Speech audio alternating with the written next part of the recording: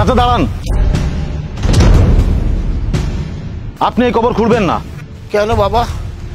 এই গ্রামের কেউ মারা গেলে তো কবর আমিই খুঁড়ি। কবর খোঁড়া তো ভালো কাজ। তা বাবা, তুমি ভালো কাজে কেন বাধা দিচ্ছ?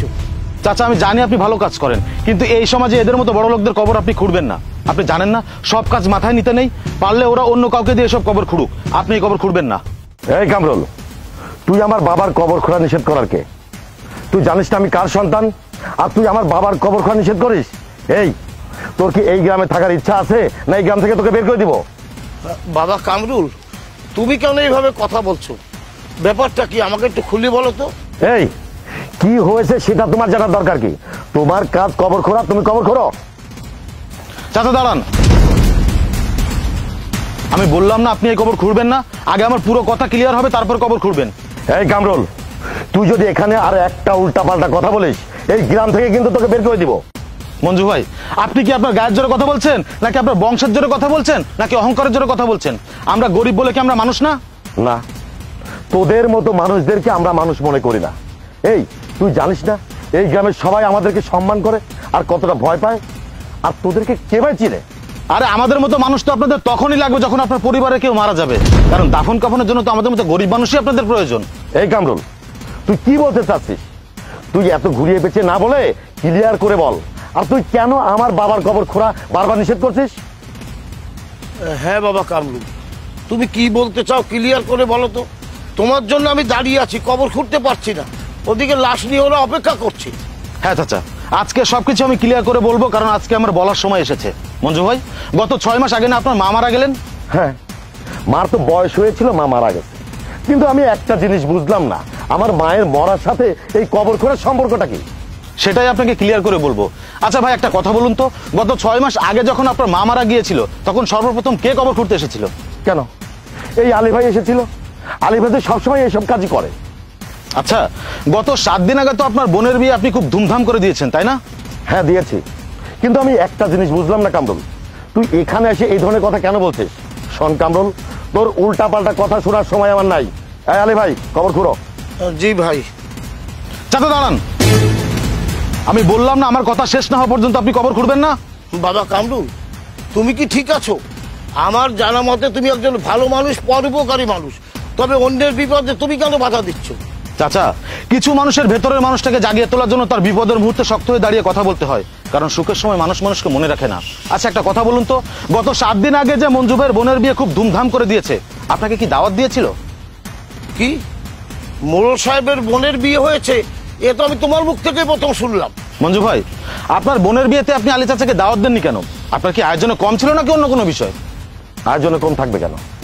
আমার বোনকে আমি ধুমধাম অনুষ্ঠান করে বিয়ে দিয়েছি, 5000-এর বেশি লোক খাইয়েছি। আর একটা বিষয় হচ্ছে, আলী ভাইয়ের কথা মনে ছিল না। এতক্ষণে এবার আপনি লাইনে এসেছেন। এই আমাদের মতো গরিবদের কথা আপনাদের বিপদের সময় মনে পড়ে, যখন আপনার পরিবারে কেউ মারা যায় বা পরিবারে বড় ধরনের কোনো দুর্ঘটনা হয়। কিন্তু যখন আপনাদের পরিবারে বড় ধরনের কোনো অনুষ্ঠান হয়, পেট পুরে খাওয়ার আয়োজন থাকে না, তখন আমাদের মতো গরিবদের কথা আপনাদের মাথায় থাকে না। মঞ্জু ভাই, আপনার কি মনে আছে গত 2 মাস আগে এই আলী চাচা অসুস্থ হয়ে বিছানায় শয্যাশায়ী ছিলেন? মারে ও মা, জ্বরে তো আমার গা পুড়ে যাচ্ছে মা, তুই আমাকে সুস্থ করার জন্য ওষুধের ব্যবস্থা কর মা। বাবা, তুমি যে ওষুধের কথা বলছো, বাড়িতে তো একটা দানা চালও নেই, আর একটা টাকাও কাছে নেই যে তোমার ওষুধ কিনবো। মারে, তুই আশেপাশে কারো কাছ থেকে 200-300 টাকা ধার আনার চেষ্টা কর মা, তারপর সেই টাকা দিয়ে ঔষধ এনে আমাকে খাওয়া, আমি সুস্থ হয়ে ওদের ধার শোধ করে দেব মা। বাবা, আমি আগেই জানতাম তুমি আমাকে এ ধরনের কথা বলবে, তাই তুমি বলার আগে আমি বাড়ির আশেপাশের অনেক বাড়িতেই গিয়েছি, তাদের কাছে সাহায্য চেয়েছি, কিন্তু কেউ আমাকে 1 টাকাও সাহায্য করেনি। তাহলে কি মা আমি ঔষধের অভাবে মারা যাব? গ্রামে কি এমন কেউ নেই যে আমাকে সাহায্য করতে পারে? চাচা কি হয়েছে? আপনি কান্না করছেন কেন, আর এভাবে শুয়ে আছেন কেন আপনি? বাবা কামরুল, এই 2 দিন ধরে আমার খুব জ্বর, শরীরে কোনো বল শক্তিও নেই, আর কাছে এমন কোনো টাকাও নেই যে আমি ঔষধ কিনে খাবো বাবা, আর আর রাতে যে কি খাবো সেই খাবারের জোগাড় আমার ঘরে নেই বাবা। চাচা, তাহলে আপনি মোড়ল সাহেবের বাসায় কেন যাচ্ছেন না? সে তো আমাদের গ্রামের সব থেকে ধনী মানুষ। তাছাড়া তার মা কিছুদিন আগে মারা গেলে তো আপনি তার দাফন কাফনের কাজ করলেন। আমার মনে হয় কি চাচা, আপনি সেখানে গেলে খালি হাতে ফিরবেন না। ভাইয়া, আপনি মোড়ল সাহেবের কথা বলছেন? আমি তার বাড়িতে গিয়েছিলাম, সে আমাকে সাহায্য করা তো দূরের কথা, আমাকে বাড়ি থেকে অপমান করে বের করে দিয়েছে। থাক বোন, তুমি আর কান্না করো না, আমি চাচার জন্য খাবার আর ওষুধ নিয়ে আসি। কই, সেদিন তো আপনি ইচ্ছা করলে আলী চাচাকে সাহায্য করতে পারতেন, আপনি তো করেননি।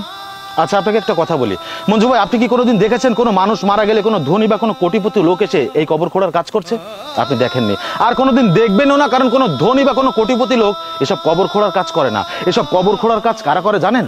এই আলী চাচার মতো কিছু হতদরিদ্র মানুষ আছে যারা মসজিদের মাইকে একটাবার শোনা মাত্র বিনা স্বার্থে তার সকল কাজ কাম ফেলে এসব কাজ করতে চলে আসে। যখন আপনাদের মতো ধনী ব্যক্তিদের বাড়িতে বড় ধরনের কোনো অনুষ্ঠান হয় তখন দাওয়াত পায় কারা? এলাকার গণ্যমান্য এবং ধনী ব্যক্তিরা। কিন্তু যখন আপনাদের পরিবারের কেউ মারা যায়, যেমন আপনার মা, বাবা, ভাই, বোন বা পরিবারের অন্য কোনো আত্মীয় স্বজন, তখন যারা কবর খুঁড়তে আসে, যারা গোসল করাতে আসে, যারা দাফন করাতে আসে, তাদের কথা তো আপনারা একটাবারের জন্য মনে করেন না, তাদের তো একটিবারের জন্য আপনারা দাওয়াত করেন না। যখন আপনাদের মতো কোনো ধনী ব্যক্তি অসুস্থ হয়ে বিছানায় শুয়ে থাকে, তখন আপনাদের মতো কিছু সংখ্যক ধনী ব্যক্তি দামি দামি ফল নিয়ে তাদেরকে দেখতে যান। কিন্তু যখন আপনার পরিবারে কেউ মারা যায়, তখন যারা কবর খুঁড়তে আসে, যারা দাফন করাতে আসে, তারা যখন অসুস্থ হয়ে বিছানায় শুয়ে থাকে, তখন তাদেরকে দেখতে যত দূরে থাক, তারা সাহায্য চাইতে গেলে আপনারা খারাপ ব্যবহার করেন। আপনারা সবাই জানেন, আমাদের এলাকায় কেউ মারা গেলে এই হতদরিদ্র আলী চাচা মাইকে একটাবার শোনা মাত্র তার সকল কাজ কাম ফেলে বিনা স্বার্থে এসব কাজ করতে চলে আসে। কিন্তু সেই আলী চাচার কথা আমরা কেউ মনে করি না। যখন আপনাদের মতো বড় লোকদের বাড়িতে বড় ধরনের কোনো অনুষ্ঠান হয়, তখন তাকে দাওয়াত দেওয়া তো দূরে থাক, তাকে একবেলা খাওয়ার কথা আমরা বলি না। এখন আপনারাই বলেন, আপনাদের মতো ধনী ব্যক্তিদের বাড়িতে যদি তাদের মতো গরিব মানুষের একবেলা খাবার না জোটে, তাহলে কেন সে আপনাদের মতো ধনীদের কবর খোঁড়ার কাজ করবে? কামরুল, আসলেও আমি এই বিষয়টা ভেবে দেখিনি, আমার অনেক বড় ভুল হয়ে গেছে, তুমি আমাকে মাফ করে দাও। আর আলী ভাই, তুমি আমাকে মাফ করে দাও। আজ এখানে দাঁড়িয়ে আমি সবার সামনে কথা দিচ্ছি, আমি গরিব দুঃখীর সাথে কারোর সাথে খারাপ আচরণ করবো না, খারাপ ব্যবহার করবো না, আমি সবার বিপদ আপদের পাশে থাকবো। আর কামরুল, তুমি আলী ভাইকে বলো আমার বাবার কবরটা খুঁড়তে। চাচা, ভাই তার ভুলটা বুঝতে পেরেছে, আপনি তার বাবার জন্য কবর খুঁড়ুন। ঠিক আছে বাবা, আমি কবর খুঁড়ছি।